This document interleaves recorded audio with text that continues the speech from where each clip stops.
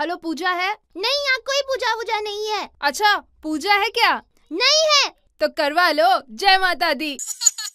Pen है? नहीं, मेरे पास कोई पेन वेन भी नहीं है। पेन है पेन? कहाँ ना, कोई पेन नहीं है।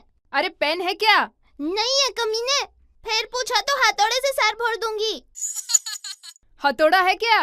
नहीं है, नहीं है। अच्छा तो फिर पेन है पेन? हेलो, फ्रिज है? फ्रिज है। चलता है क्या? हाँ चलता है ना। तो पकड़ के रखना वरना भाग जाएगा। फ्रिज है? नहीं है। अरे कहाँ से होगा, बोला था ना पकड़ के रखना वरना भाग जाएगा। अरे बोलना, पूजा है? हाँ है, करवा भी ली है। आगे बोल, क्या चाहिए? अब फोन काट चुपचाप। दोबारा से किया ना तेरे दांत तोड़ दूंगी। आए समझ में? हेलो, पोपटलाल है? नहीं है। अरे बोलना, पोपटलाल है क्या? अरे नहीं है मेरे बाप। अरे एक और बार बोलना, पोपटलाल है? हाँ है, बोल क्या करेगा? अरे चल हट, झूठ मत बोल, पोपट ग्रीन होता है।